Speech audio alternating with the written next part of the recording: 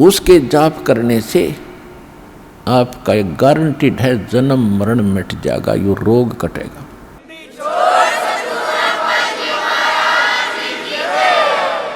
ये जड़ी, ये औषधि, ये सर्जीवन बूटी अभी तक प्राप्त नहीं थी, और जिन महापुरुषों को मालिक ने प्राप्त कराई उनसे वचनबद्ध कर दिया था कि अभी इसको नहीं बताना, नहीं तो काल के दूत भी यही ज्ञान और यही भक्ति बताएंगे, और इनके द्वारा दिए गए ये मंत्र, ये जड़ी काम करेगी नहीं, क्योंकि अधिकारी नहीं है। अधिकारी के बिना कोई भी कार्य सफल नहीं होता, ये आपको खूब पता है। तो परमात्मा कहते हैं कि धर्मदास मेरी लाख दुहाई, और ये सार नाम, सार शब्द कहीं बाहर ना जाए। सार शब्द बाहर जो पढ़ी, बिचली पीढ़ी हंसनी तरही। इस सार शब्द को तब तक छुपाई जब तक द्वादश पंथ मिट जाए।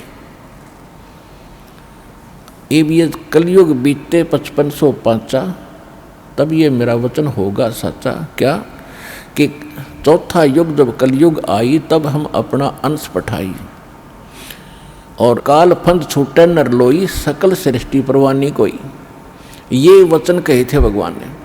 तो धर्मदास जी से परमात्मा कहते हैं, ये जो मैं आज बोल रहा हूँ कि मैंने काल से कहा था कि कलयुग में मैं अपना एक दास भेजूंगा, अपना वेरी इंपॉर्टेंट हंस भेजूंगा, अंश भेजूंगा, और सारी सृष्टि नाम लेगी, सबके ये काल के फंद टूटेंगे।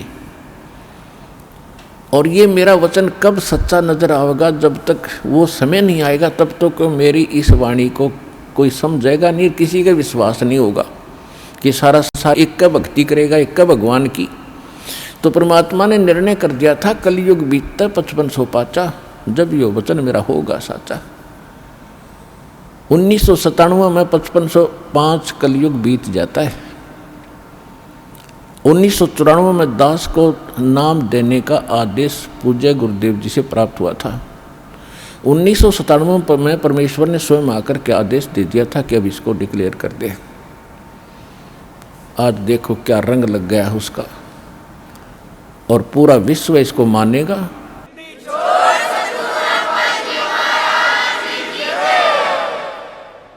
परमात्मा ने कहा था कि सोहम शब्द हम जग में लाए। सोम शब्द तो बहुत पहले से डिक्लेयर कर रखा है, भगवान ने शिव जी को दे रखा है। शंकर भगवान इसी का जाप करते हैं, इनके शिष्य हुए थे। सोहम शब्द हम जग में लाए, लेकिन ये किसी वेद शास्त्र में नहीं है। सोहम शब्द ना गीता में, ना वेद में, ना पुराणों में। पुराण तो इनकी बनाई हुई है ऋषियों की, ये अगर वेदों से मेल नहीं खाती, कोई यूज नहीं उनका। वेद प्राचीन ग्रंथ हैं, उनमें कोई सोहम नाम नहीं मिलेगा आपको। और परमात्मा ने आकर डिक्लेयर किया है, और यही ऋग्वेद मंडल नंबर 9 सूक्त 95 के मंत्र 2 में स्पष्ट किया हुआ है कि वो परमात्मा अपनी वाणी के द्वारा बोल बोल के ज्ञान सुनाता है, सबको प्रेरित करता है भक्ति के लिए, और वो भक्ति के गुप्त नामों का आविष्कार करके देता है। परमात्मा कहते हैं, सोहम शब्द हम जग में लाए, और सार शब्द हमने गुप्त छुपाए। तो ये परमात्मा ने कहा कि सार शब्द सर जीवन बूटी, गैस गैस अंग लगावे, कहे कबीर तुम सत कर मानो, ये जन्म मरण मिट जावे। ये सार शब्द से मिटना था जन्म मरण, और ये अभी तक गुप्त रखनी थी। तो अब ये वो समय आ गया है कि आपका ये जन्म मरण का रोग नाश होगा।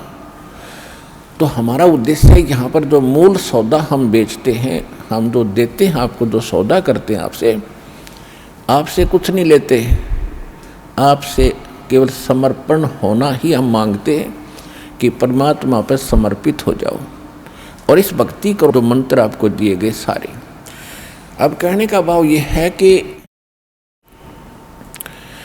और जो दूसरे आपके संकट हैं, ये तो हम आपको वैसे निवारण करेंगे।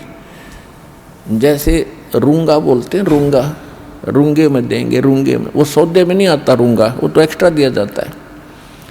जैसे पुराने समय में, अब तो वो समाप्त हो गई सिस्टम। पहले गांव में इतनी दुकानें नहीं होती थी, बाहर के फेरी लगाने वाले आते थे, कोई टिंडे बेचा करता, कोई घिया, कोई तोरी, कोई आम, या कोई बेर बेचने वाले आते थे, तो हमारी दादी जी एक बेला भर के, कटोरा भर के गेहूँ का या चनों का जो भी उपलब्ध होती थी, कणक, किसान घर में जन्म था हमारा, और वो ले जाती थी, पूछती थी भाई कैसे देता है ये, जैसे टिंडे कैसे देता है सब्जी के लिए। तो कहता था ताई गेहूँ के 2 बार देता हूँ, 1 प्लेट में गेहूँ डाल दिए और 2 बार उसके इक्विवेलेंट उसके बराबर टिंडे तोल कर डाल दिए, सौदा हो गया, बराबर हो गया जो सौदा था। फिर हमारी दादी जी कहा करती रूंगा और दे भाई, वो 1 टिंडा उठा कर और दे देता, तो वह कहती ना और दे, वो 1-2 और दे देता। यानी वो था रूंगा, वो सौदे में नहीं था, एक्स्ट्रा लाभ लिया हो। तो यहाँ जो आपके संकट, दुख, रोग किसी भी प्रकार के हैं, तो ये सौदे में नहीं हमारे में, ये तो रूंगे में देंगे आपको, ले ये भी ले ले, ये भी ले।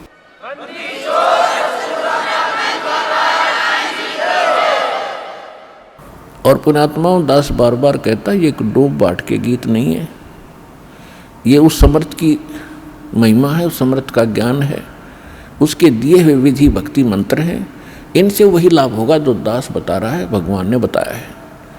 अब जैसे जब तक हम सुखी हैं तब तक हम कोई भी भक्ति कर रहे हैं, किसी भी देव की, किसी इष्ट की, या ना कर रहे हैं, तो आपके वही प्रारब्ध के, किस्मत के कर्म ही आपको प्राप्त हो रहे हैं।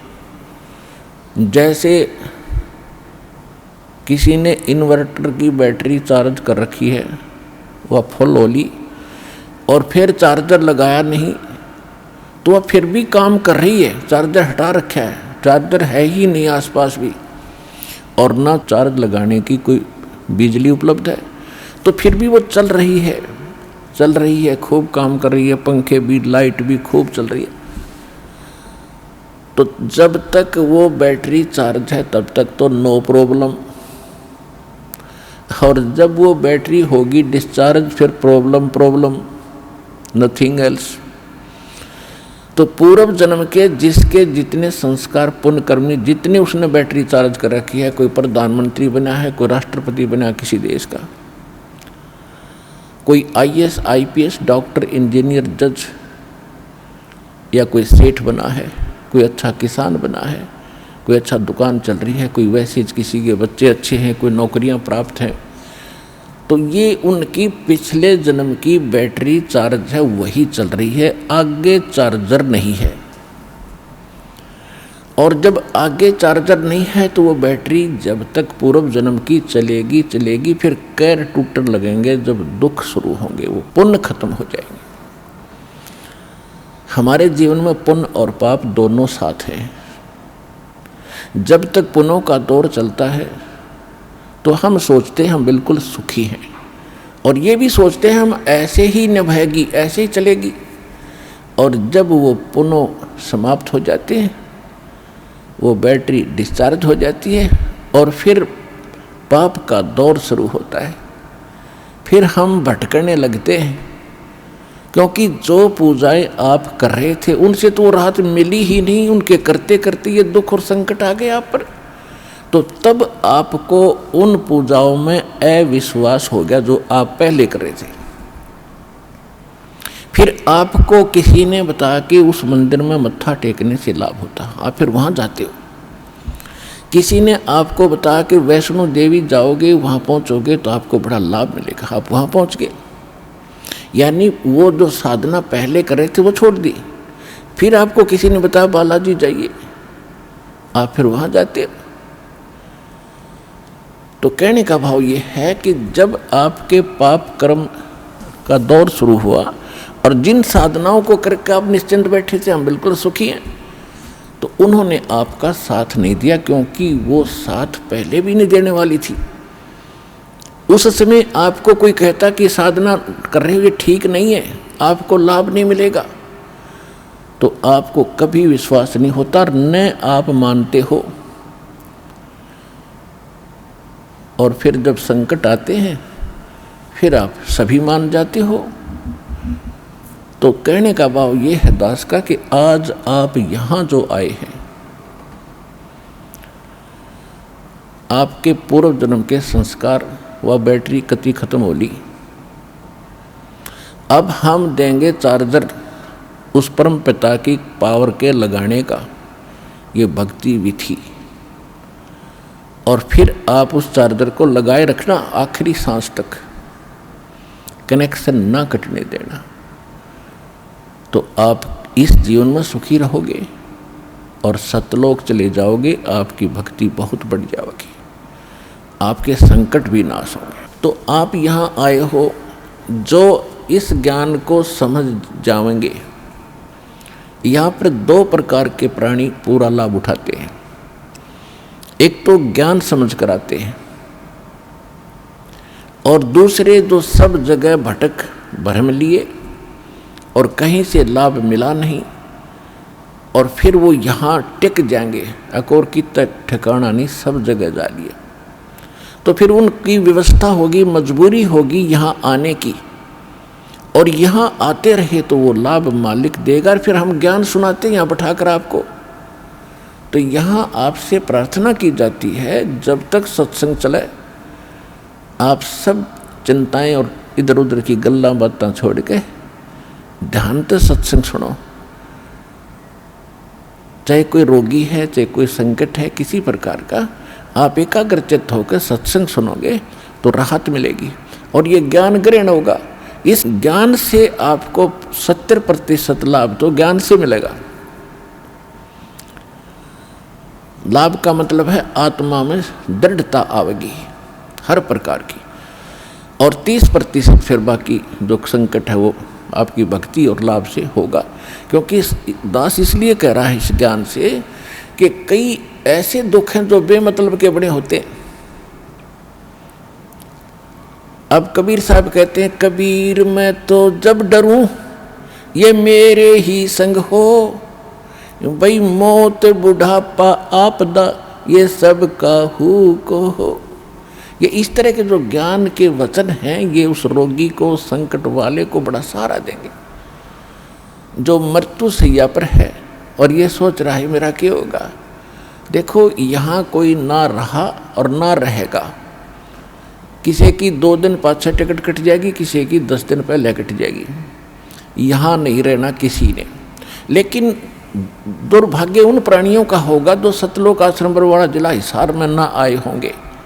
वो कति खाली जाएंगे, कति खाली टोटली नष्ट करके जाएंगे जीवन को।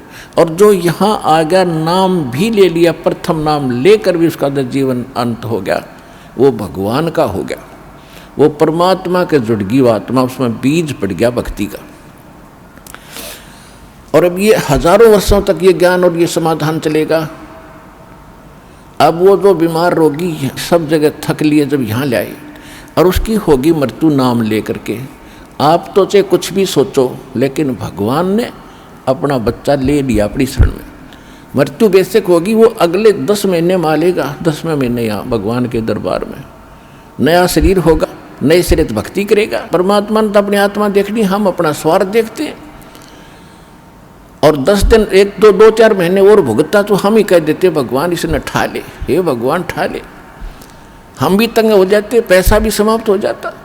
तो कहने का भाव ये है कि आप इस ज्ञान को सुनो, समझो, अपनी सोच धारणा कति खत्म कर दो। जो ज्ञान दास बताता है ये गॉड का, परमात्मा का दिया हुआ विधान है और ये अटल है, ये सत्य है, इसमें ऐसा ही होगा। और जो सच्चे दिल से आते हैं उनका रोग भी ठीक होगा और मोक्ष भी, भक्ति मिलेगी। इसी जीवन में मोक्ष भी हो जाएगा जो दृढ़ रहे तो।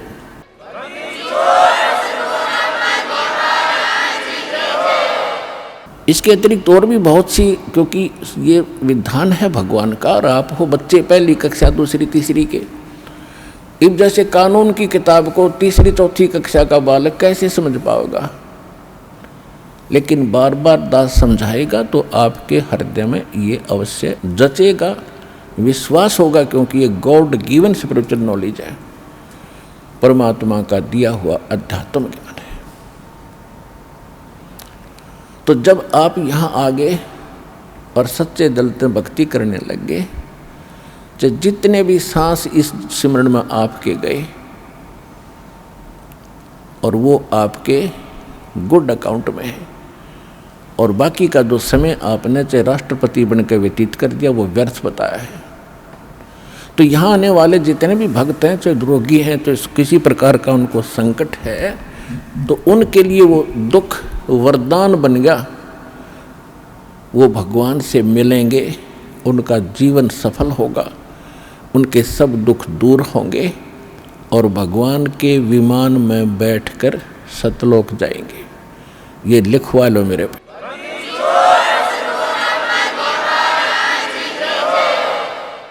अब इन बातों से आप जी को बड़ी दृढ़ता आवेगी, ये सच्चाई है।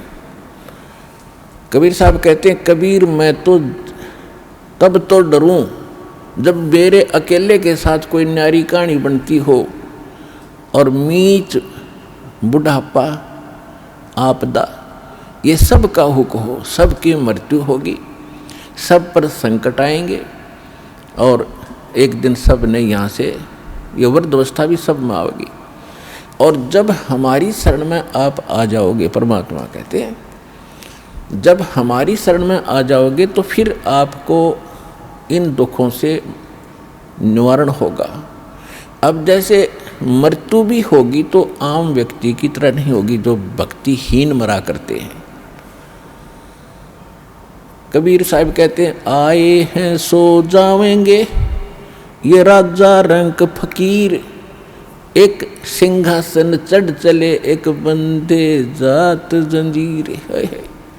अब जाना तो सब ने है, भगवान चले गए यहाँ छोड़ के इस गंदे लोक में, बता कोई रहने की जगह है। आज आप जिन कोठियों को बनाकर, मकानों को बनाकर अपना मान गए, आपकी होगी मृत्यु। आप 50 वर्ष के बाद, 30 वर्ष के बाद, दोबारा 20 वर्ष के बाद वापस आओगे तो वह पता नहीं कितने टुकड़ों में बट चुकी होगी। पोता पोती पता नहीं कितने कुछ ना अपनी अपनी कोठड़ी बांटे बैठे होंगे, और आपने बढ़न भी ना दें, उसमें प्रवेश भी ना कर दे। तो क्योंकि भाई भाई नहीं देता 1 इंच, और पिताजी का तो बहुत दूर नंबर, दादाजी का तो बहुत दूर नंबर है। तो कहने का भाव ये है, यहाँ से मन हटाओ, ये लोग ठीक नहीं, आप यहाँ मजबूरी और अज्ञानता से फंसे पड़े हो। अज्ञानता भी नष्ट होगी, मजबूरी भी समाप्त होगी, क्योंकि हम समर्थ की शरण में आ चुके हैं। अब आपके ऊपर काल का कोई विधान काम नहीं करेगा, दयाल का करेगा, यदि आप भगवान की मर्यादा में रहोगे। जब लग हंसा हमरी आना, काल लगे ना तेरा माना। भगवान ने कह दिया था इस काल को कि जब तक मेरी आत्मा मेरी मर्यादा में रहेगा तो तेरा अटैक नहीं होगा उस पर। हम गलती स्वयं ही करते हैं।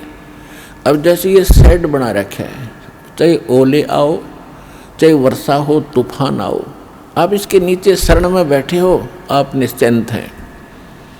और आप अपनी गलती से बाहर निकल गए उस दौरान, तो ओले भी सर फोड़ेंगे और वर्षा भी आपको भिगोएगी। आप अपनी गलती से कर गए वो गलती, तब आप दुखी हुए। तो भगवान की शरण छोड़कर हम कहीं भी और किसी भी अक्षेत्र में जाएंगे। अक्षेत्र का मतलब ये नहीं है कि आप काम धंधा ना करो। अक्षेत्र का मतलब अध्यात्म मार्ग में हम किसी और की बात मानकर उसकी सत्संग या कोई ऐसा ग्रहण करने जाएंगे तो वहाँ काल का अटैक होगा, क्योंकि भगवान की शरण हट गई आपसे। उसके लिए क्या बताया है पुण्यात्माओं? कहते हैं सतगुरु वही होता है जो सच्चा ज्ञान दे। और सच्चा ज्ञान कहाँ से प्रमाणित होगा? हमारे सदग्रंथों से या उन महापुरुषों के अनुभव से जिन्होंने भगवान को पाया है। आदरणीय गरीबदास साहिब जी, गांव छुडानी, जिला झज्जर, हरियाणा वाले, ये 1400 एकड़ जमीन, 2500 बीघा, जो राजस्थान में आजकल बीघा चल रहा है शायद, वो लगभग आधा एकड़ से भी ज़्यादा होता था, 1.25 एकड़ के करीब 1 बीघा होता था। तो ऐसे 2500 बीघा के किसान थे, जाट थे गरीबदास जी, और उनको परमात्मा मिले थे सतलोक से आकर, जैसा भगवान मिला करते अच्छी आत्माओं को, दृढ़ भक्तों को, और सतलोक ले गए थे। और वहाँ सब व्यवस्था दिखा कर उनको वापस छोड़ा था। गरीबदास जी को मृत जानकर 10 वर्ष के बालक थे, मृत जानकर चिता पर रख दिया था। उस समय भगवान ने ऊपर सब कुछ दिखाकर वापस छोड़ दिया था, वह जीवित हो गए थे। उसके बाद उन्होंने आंखों देखा उस परम पिता कबीर भगवान की महिमा का गुणगान कैसे किया है। पंजा दस्त कबीर का सिर पर रखो हंसे, यम किंकर चंप नहीं थारा उधर जावेगा वंशे। गरीबदास जी कहते हैं कि पंजा दस्त यानी हाथ का पंजा, मेर भरा पंजा कबीर भगवान का अपने सिर पे रखना है प्यारी आत्मा, हे हंस आत्मा, ये भक्त, और आपका कुल उद्धार हो जाएगा। आपका तो उद्धार होगा ही होगा, आपके आने वाली संतान का भी 101 पीढ़ी तक आपका कल्याण हो जाएगा।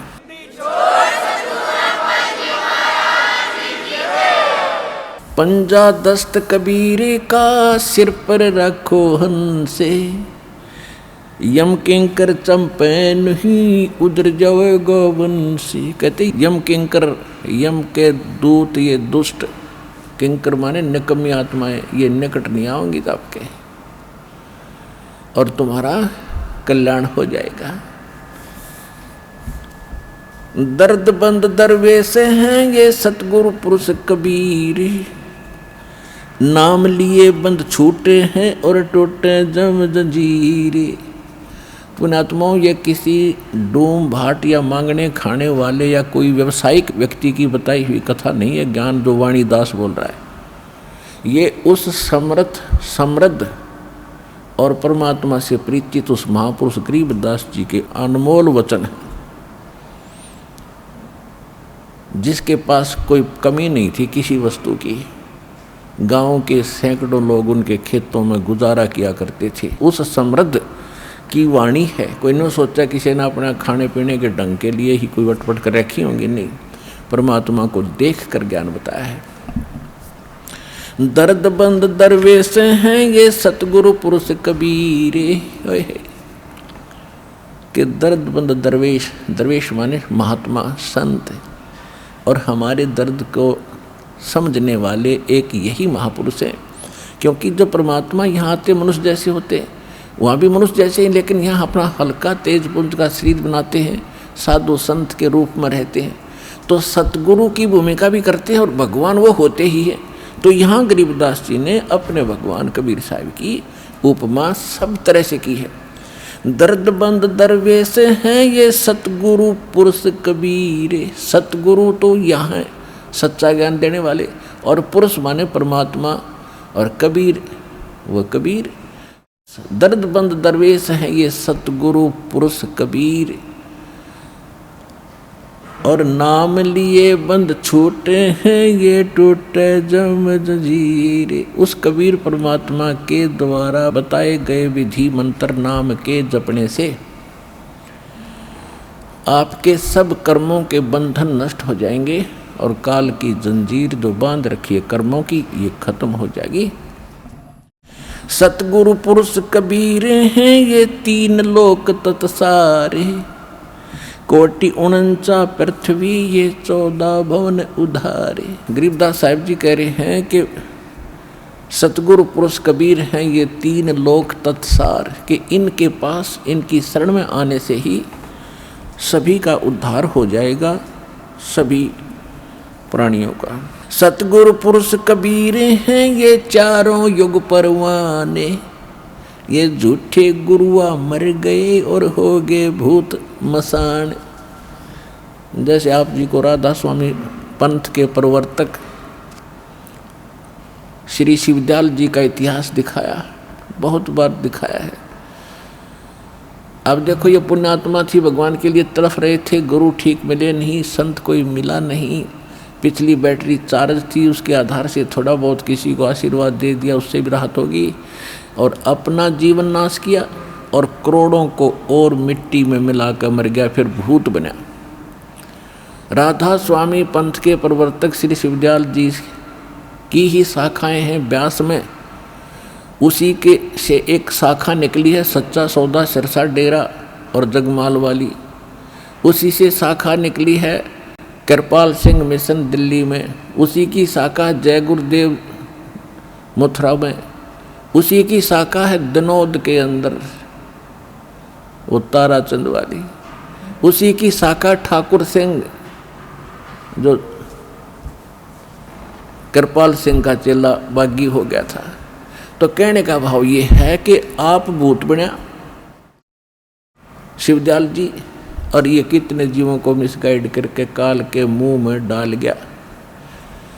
तो यहाँ गरीबदास साहब जी भगवान कबीर साहब के बारे में कहते हैं कि सतगुरु पुरुष कबीर हैं ये चारों युग प्रमाण, झूठे गुरुआ मर गए वो हो गए भूत मसान। अब वो झूठे गुरु से, नकली गुरु से भूत बन गए शमशान घाट में, तो उनकी अंतिम संस्कार हो गया, उधर से वह धक्के खाते फिर रहे भूत बन गए। अब कबीर साहब कहते हैं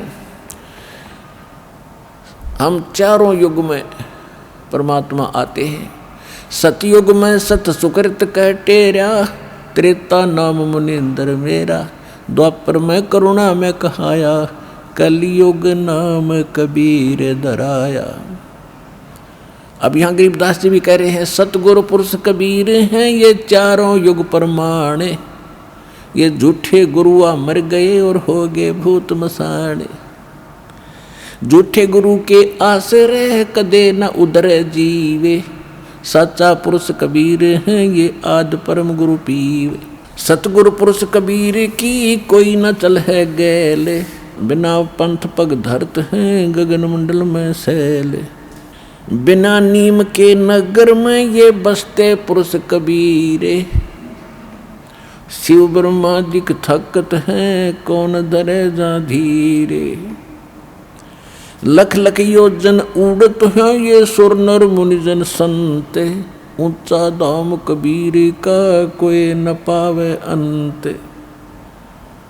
अब क्या बताते हैं कि साधु संत ऋषि महर्षि देवता समाधिस्थ होकर के लाखों लाखों ऊपर कोष तक योजन तक समाधि में चले जाते हैं, लेकिन वापस थक कर बैठ जाते हैं। जो साधना ये करते हैं ये वहाँ नहीं जाया जा सकता। तो यहाँ कहते हैं लख लख योजन उड़त हैं ये सुर नर मुनिजन संत, ऊंचा दाम कबीर का कोई न पावे अंत। सतनाम के जाप से बाजे अनहद नाद, तोबा परमेश्वर कबीर की ये छूटे सभी उपाद। अब क्या बताते हैं गरीबदास साहब जी कि जो सतनाम है परमात्मा का, उससे वो अनहद नाद जो वास्तविक है वो प्रकट होगा। जैसे अन्य नाम जपते हैं जो ये राधा स्वामी वाले या कोई और नाम ना भी जपते, कान कुन बंद करके अंदर जो धुन सुनते हैं, ये धुन वो वास्तविक नहीं है। जैसे एक ढोलक होती है, ढोलक, उसको बजाने के लिए एक विशेष प्रकार का एक डंडा सा होता, छोटा सा, उसका प्रयोग होता है और वो सही सुर में सुर मिलाता है, उसकी वास्तविक तान देता है, वास्तविक धुन उससे प्रकट होती है ढोलक की। और उस विशेष प्रकार के उसके जो विशेष डंडा है उसकी बजाय यदि कोई चप्पल उठा कर उस ढोलकी का लगाएगा तो आवाज़ तो फिर भी होगी, लेकिन वो ना होगी जो उस और सही डंडे तोड़ी थी जो उसके लिए बनाया गया है। इसी प्रकार जो ये भ्रमित हैं, कान बंद करके धुन सुन ले, ये तक ढोलक का चप्पल मार रहे हैं, उनके नाम गलत है। तो सतनाम के जाप से वो बाजे अनहद नाद। जब आपको सतनाम प्राप्त होगा उसके बाद आप भी कान बंद करके देखियो, आपको जो धुन सुनेंगी, जो आपने कभी पहले डले ढो रखे उनसे हटकर होंगी, वो आसानी से समझ जाएंगे जो पहले प्रयत्न कर रहे हैं। और फिर जब ये शुरू होंगी वो यहाँ से फिर निर्णय होगा। लेकिन इनको सुनो या ना सुनो, आप अपने बैंक में आपको मालूम है 20,000 रुपये उस दिन जमा कराए, 10,000 उस दिन कराए, 5,000 उस दिन कराए, या डेली आप दिहाड़ी कर रहे हो, आपकी हाजिरी लग रही है, आपकी कमाई होने लगी, उनको रोज देख लो चाहे ना देख लो, वो तो डिपॉजिट हो ही रहा है, वो तो आपका है ही। और ये जो बगैर नाम दिए ही कोई नाम भी नहीं देते वैसे धुन सुनते हैं, तो ये उनके पहले पिछले जन्मों की कोई वो रखा है पुण्य, उससे भी वो होती तो वो इस काल वाली ही धुन है, वो भी सुनती है। जैसे किसी ने एक बैंक में डिपॉजिट करा रखा, आगे कराता नहीं, तो उसने कभी देख लिया अपने बैंक के अकाउंट में उतना ही पाओगा, बल्कि खर्च हो रहा होगा उससे निकाल भी रहे हो आप। तो इस प्रकार ये पूंजी यानी भक्ति धन का जो अकाउंट है, ये ज्ञान है, ये ऐसे है। अब क्या बताते हैं, धर्मराय दरबार में देई कबीर तलाके, मेरे भूले चुके हंस को तू पकड़िए मत कजाके। गरीबदास जी आंखों देखा हाल विवरण कर रहे हैं। परमात्मा के साथ ऊपर गए सतलोक में, तो रास्ते में सभी ब्रह्मा विष्णु महेश के लोक दिखाए और उनसे चर्चा की। जहाँ भी परमात्मा जाते थे, ये अध्यात्म मार्ग एक ऐसा है, सामने वाले को बताने की जरूरत नहीं मैं कौन आ रहा हूँ।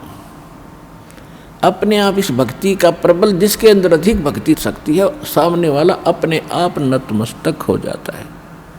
उसको स्वयं एहसास हो जाता है कि तेरे से कोई बड़ी शक्ति का युक्त व्यक्ति है, तो स्वयं उनको विशेष शिष्टाचार करता है। तो जहाँ भी गए, जिस भी देव के पास, ब्रह्मा विष्णु महेश के पास, दुर्गा के पास, जहाँ भी किसी देव ऋषि के पास परमात्मा पहुँचे, तो सब ने विशेष सत्कार किया। और जब धर्मराज यानी यहाँ का न्यायाधीश है इस ब्रह्मांड का, उसके पास जब परमात्मा पहुँचे, तो वो अपने आप खड़ा हो गया, कुर्सी से दूर जा खड़ा हुआ और करबद्ध होकर। नहीं, धर्मराज यानी एक न्यायाधीश, चीफ जस्टिस, किसी के सामने वो खड़ा नहीं होता, ना ब्रह्मा ना विष्णु ना शिव के सामने, क्योंकि उन सब का न्याय वही करता है। वो अलग खड़ा हो गया, चेयर छोड़ कर, अपना आसन छोड़ करके। परमात्मा कबीर साहब उसको धमका रहे हैं, जैसे छोटे अधिकारी को बड़ा अधिकारी अपने हिसाब से आदेश देता है, जैसे एक एसपी और एसएचओ को आदेश सुनाता है और वो सावधान होकर शिष्टाचार से यश करके सुनता है। इस स्थिति जब धर्मराज की देखी, गरीबदास साहिब जी ने भगवान को डांट लगा रहे हैं। क्या कहते हैं, धर्मराज दरबारे में देई कबीर तलाके,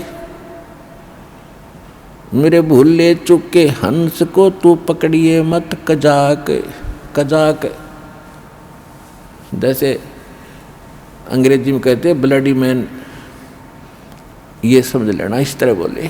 कहते बोले पुरुष कबीर से धर्मराय कर जोड़े, तुमरे हंस को पकड़ू नहीं मैंने 2 ही लाख करोड़े।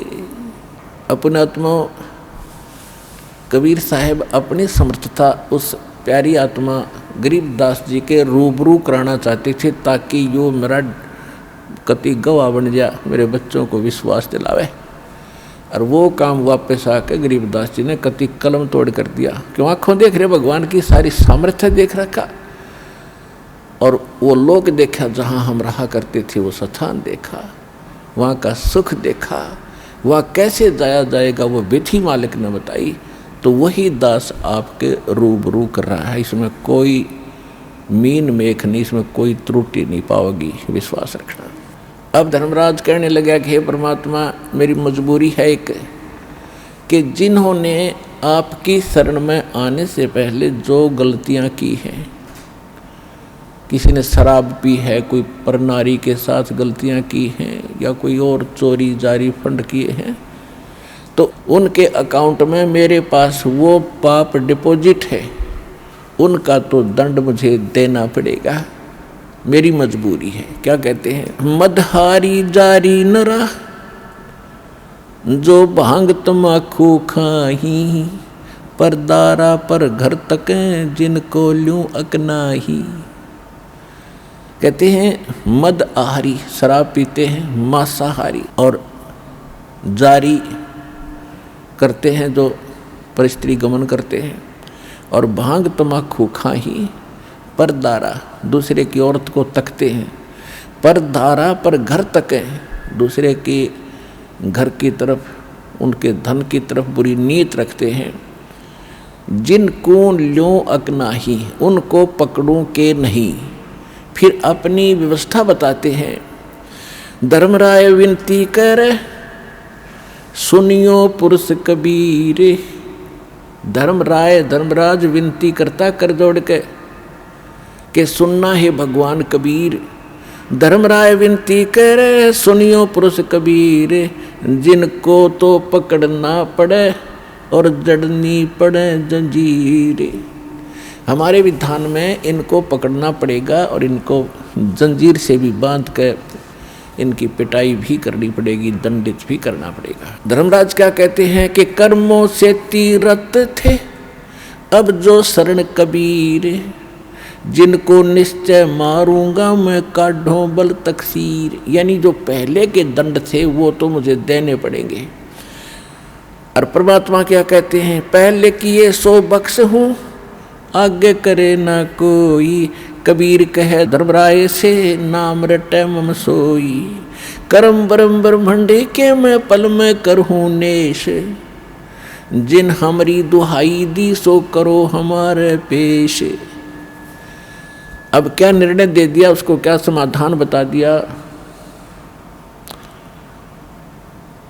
कि कर्म भरम ब्रह्मंड के मैं पल में करहूँ नेश।